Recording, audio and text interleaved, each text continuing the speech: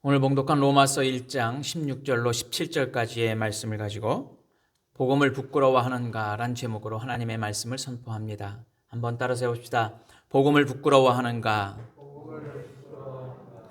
1517년 10월 31일 마틴 루터가 비텐베르크 성교회에 95개 조의 반박문을 붙인 것을 계기로 해서 종교개혁이 일어난 지 504주년을 맞게 됩니다.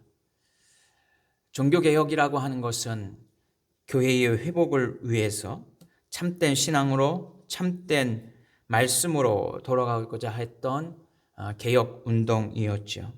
그 개혁운동은 500년 전에 한 번의 사건으로 그친 것이 아니라 지금 끊임없이 우리의 삶 가운데서 우리의 신앙 가운데서 계속되어야 할 것입니다.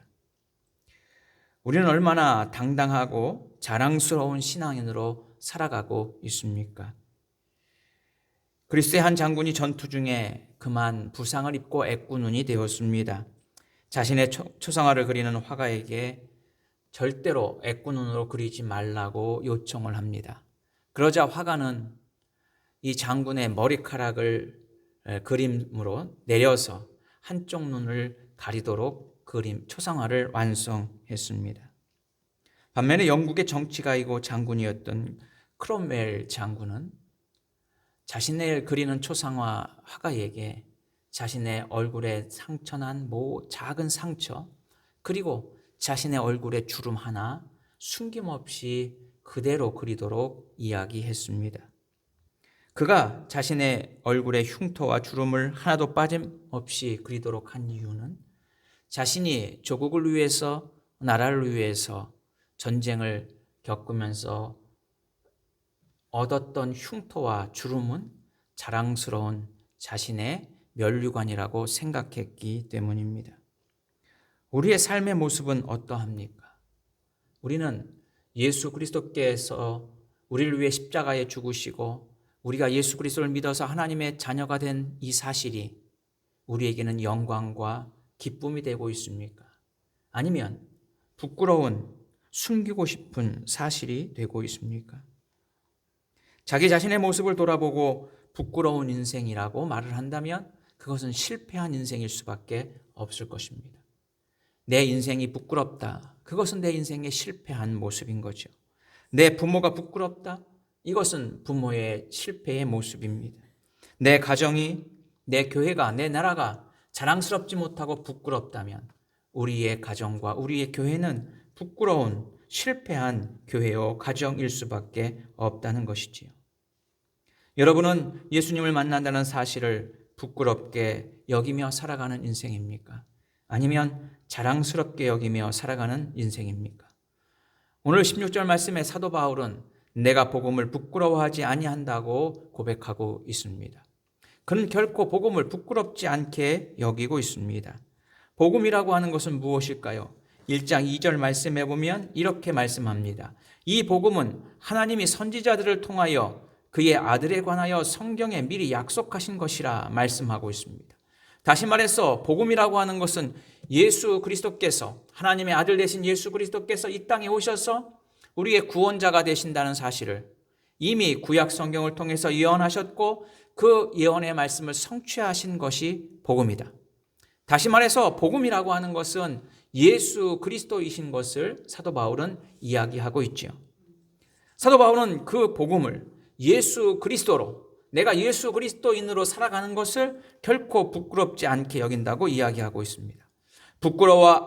부끄러워하지 아니했다라고 하는 것은 소극적인 의미에서 부끄러움을 회피하거나 부끄러운 상황을 벗어나는 이러한 소극적 의미가 아니라 적극적으로 부끄럽지 아니하고 오히려 자랑스럽게 여겼다라고 하는 표현입니다. 그러므로 우리는 그리스도를 믿는 신앙인으로서의 삶이 결코 부끄러운 것이 아니라 우리는 자랑스러워하는 자가 되어야 한다라고 하는 것이지요. 예수 그리스도를 자랑스럽게 여기는 자, 그것이 사도 바울의 모습이었고 504년 전 종교개혁을 일으킨 마틴 루터의 모습이었고 오늘을 살아가는 오늘 우리에게 주시는 하나님의 생명의 말씀이라고 하는 것이죠. 현대사회는 가치가 혼란스럽고 예수 믿는 자와 진리를 무시하고 살아가는 삶의 모습이 마치 사사시대에 자기 소견에 오른 대로 살아왔던 모습과 너무나도 흡사해 있습니다. 그래서 무엇이 진리인지 무엇이 복음인지 구별하지 못하며 살아가는 시대입니다. 그래서 예수 그리스도, 진리이신 예수 그리스도를, 복음이신 예수 그리스도를 드러내면서 살아가는 것이 마치 부끄럽고 수치스러운 시대처럼 우리는 여기며 살아갑니다.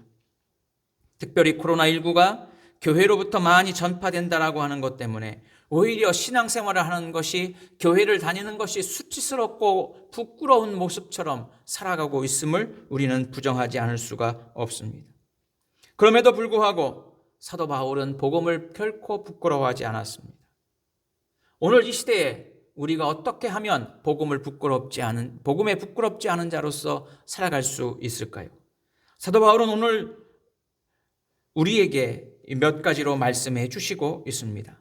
먼저 16절 말씀해 보면 복음은 모든 믿는 자에게 구원을 주시는 하나님의 능력이 됨이라 말하고 있지요. 복음이라고 하는 것이 부끄럽지 않은 이유는 바로 복음은 믿는 자에게 하나님의 구원의 능력이기 때문입니다. 다시 말해서 복음은 능력이 되기 때문에 부끄러운 것이 아니라고 하는 것이지요. 사실 가난한 것이 부끄러운 시대도 있었습니다. 그러나 가난 자체는 부끄러운 것이 아닙니다. 가난하다는 이유로 삶의 의지를 잃어버린 채 살아간다면 그것은 부끄러운 것이 될 것입니다. 지위가 낮은 것 결코 부끄러운 일이 아닙니다. 지위가 낮다는 이유 때문에 노력하지 않는 인생은 부끄러운 인생입니다. 늙은 것, 그것은 결코 부끄럽거나 한탄스러운 일이 아닙니다.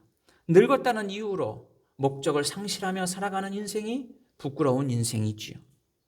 죽음을 앞두고 있다는 것, 그것은 결코 슬퍼할 필요가 없습니다. 죽은 뒤에 내 이름이 쉽게 잊혀진다는 사실을 안다면 우리는 슬퍼하지 않을 수가 없을 것입니다. 사랑하는 성도 여러분, 우리는 과연 무엇 때문에 부끄러움으로 살아가는 인생입니까? 무엇을 자랑스럽게 여기며 살아가는 인생입니까? 사도 바울은 복음을 전하는 일이 핍박과 환난을 당하는 일임을 알고 있었습니다. 그럼에도 불구하고 사도 바울은 복음을 전하는 일에 최선을 다했습니다. 그것이 생명의 길이었기 때문입니다. 그것이 진리의 길이었기 때문입니다.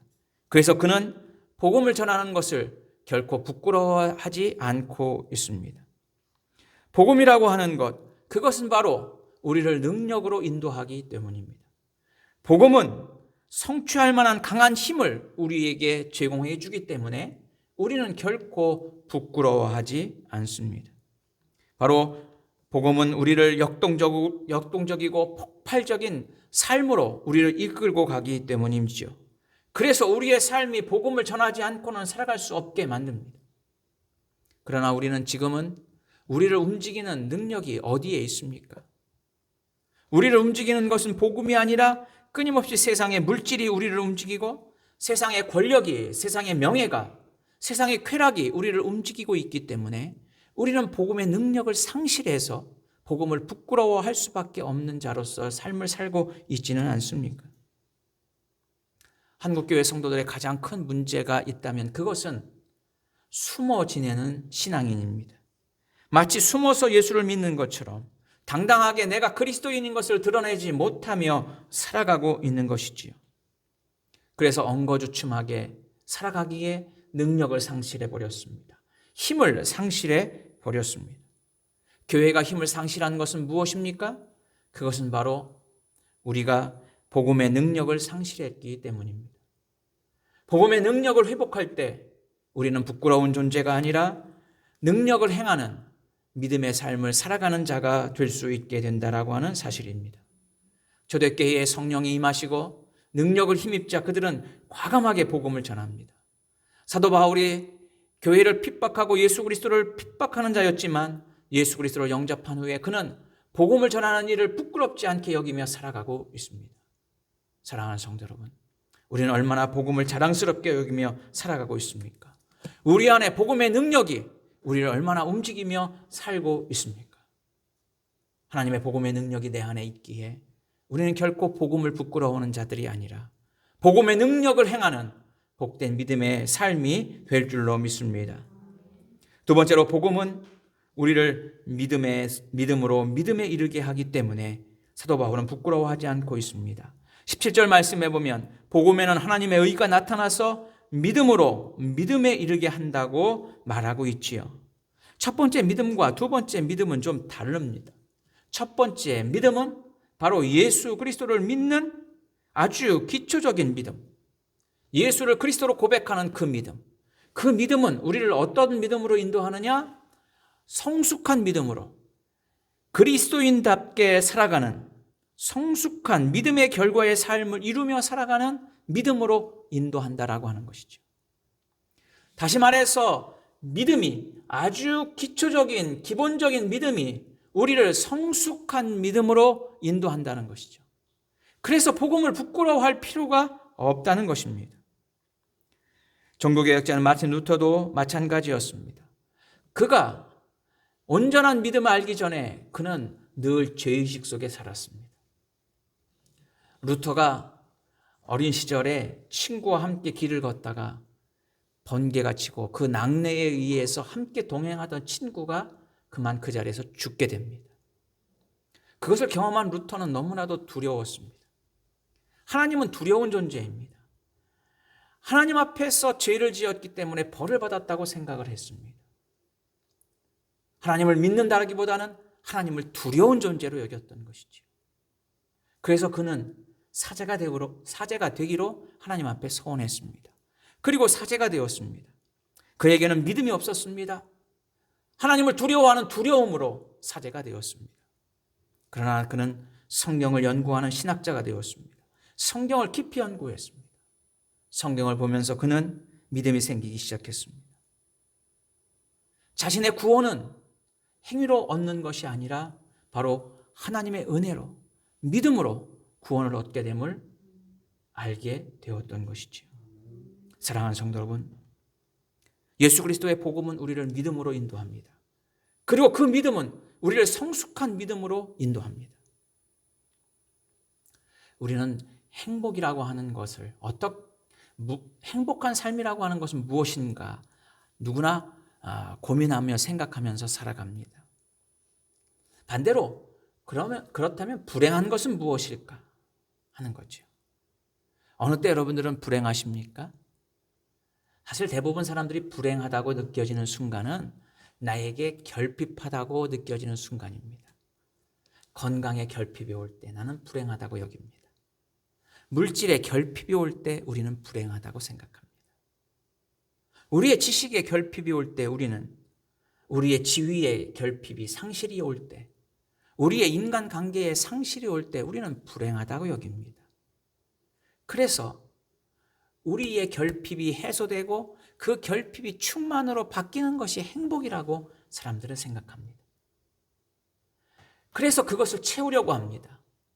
물질을 채우려고 합니다. 건강하려고 운동하며 땀을 흘립니다.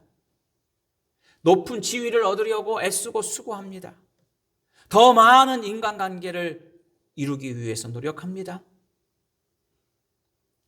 행복은 무엇을 이루느냐에 있지 않습니다. 행복은 어떻게 사느냐에 있습니다. 내 결핍을 충족하는 순간 행복하지만 그 행복은 일시적인 행복일 수밖에 없습니다. 우리는 또 다른 결핍에 목말라 합니다. 그래서 행복은 무엇에 있는 것이 아니라, 무엇을 이루느냐에 있는 것이 아니라 우리가 어떻게 살아가느냐에 있습니다. 그리스도인들이 가장 행복하게 살아가는 방법은 무엇일까요? 그것은 바로 믿음으로 살아가는 것입니다. 믿음으로 살아간다라고 하는 것은 무엇일까요? 그것은 바로 하나님의 말씀대로 살아가는 것입니다. 세상의 사람들은 자신이 가지고 있는 것, 자신이 소유한 것을 자랑합니다. 권력, 돈, 출세, 성공, 자신의 많은 소유의 넉넉함을 자랑합니다. 그러나 우리 그리스도인들이 자랑스럽게 여길 수 있는 것은 바로 하나님을 믿는 믿음이 되어야 한다라고 하는 사실이죠. 믿음이 우리를 부끄럽게 하지 않는 인생으로 살아가게 만들기 때문입니다. 믿음의 삶은 바로 하나님의 말씀대로 살아가는 것입니다. 하나님의 말씀이 내 삶의 지표가 되고 하나님의 말씀이 내 삶의 규범이 되고 하나님의 말씀이 내 삶의 나침판이 되기에 그 말씀을 따라 살아가는 인생, 그 인생이 바로 행복한 인생이고 그렇게 믿음으로 살아가는 인생이 부끄럽지 않은 인생이 될 수 있기 때문인 것이지요. 말씀대로 살아가는 인생은 좁은 길을 가는 인생입니다. 좁은 길은 고난의 길입니다. 좁은 길은 고통의 길입니다. 많은 사람들이 가지 않는 어려운 길입니다. 우리는 넓은 길, 편안한 길, 많은 사람들이 가는 좋은 길을 가고자 합니다. 그러나 하나님의 말씀대로 살아가는 인생은 그 넓은 길을 포기하고 고난의 길이요, 고통의 길이요, 그리고 아픔의 길인 그 좁은 길을 걸어가는 인생이 하나님의 말씀대로 살아가는 인생입니다. 그래서 비록 좁은 문이지만, 비록 고통과 아픔의 길이지만 하나님의 말씀대로 살아가기에, 믿음대로 살아가기에 우리는 복음에 부끄럽지 않은 당당한 믿음의 삶을 살아갈 수 있게 된다라고 하는 사실이죠. 사랑하는 성도 여러분, 하나님의 말씀대로 살아감으로, 믿음으로 살아감으로 부끄러운 인생이 아니라 당당한 인생으로 살아가는 여러분들의 복된 믿음의 삶이 될 수 있기를 바랍니다. 마지막으로 오늘 본문을 통해서 사도 바울은 복음을 부끄럽지 않게 여긴 이유는 바로 복음은 우리를 의롭게 하기 때문이라고 하는 것입니다. 마이클 샌더는 정의란 무엇인가? 라고 하는 질문에 현대사회의 정의관을 구성하는 세 가지 요소가 있다고 이야기합니다. 첫 번째는 행복의 극대화입니다. 공동체 구성원들이, 많은 구성원들 모두가 다 행복해지는 것, 그것이 정의로운 세계라고 이야기하는 거죠. 두 번째는 자유의 존중이라는 거죠. 구성원들 모두가 개인의 자유와 권리를 최대한으로 보장받을 수 있는 것, 그 사회가 바로 공정하고 정의로운 사회라고 이야기합니다. 세 번째는 미덕 증진의 요소를 이야기합니다. 다시 말해서 도덕과 미덕을 쫓아서 마땅히 해야 할 바를 하면서 살아가는 사회, 이것이 바로 정의로운 사회라고 이야기하는 것이죠. 우리에게 정의는 무엇입니까? 이것이 모든 사람들이 행복을 느끼고 자유롭고 존중받고 그리고 미덕을 이루며 살아가는 것, 그것이 정의로운 정의의 모습입니다. 그러나 세상의 정의의 모습이 아니라 우리는 그리스도인으로서 하나님의 정의를 말하는 자가 되어야 한다는 것이죠. 17절 말씀해 보면 복음에는 하나님의 의가 나타났다고 말씀합니다. 하나님의 의는 무엇입니까? 그것은 인간의 행위로 인해서 의로워지는 것이 아니라 예수 그리스도를 믿는 믿음으로 말미암아, 나를 위해 죽으신 예수 그리스도를 믿는 믿음으로 우리가 의롭게 된다라고 하는 사실이죠. 마틴 루터가 종교개혁할 때 의롭게 되는 길은 면죄부를 사는 일이었습니다. 로마 가톨릭이 성전을 지키기 위해서 면죄부를 판매했고 그 면죄부를 파는 길은 의롭게 되는 길로 여겼던 것이지요. 그러나 의는 우리의 행위로 이루어지는 것이 아닙니다. 바로 의는 믿음으로 의롭게 되는 것이지요.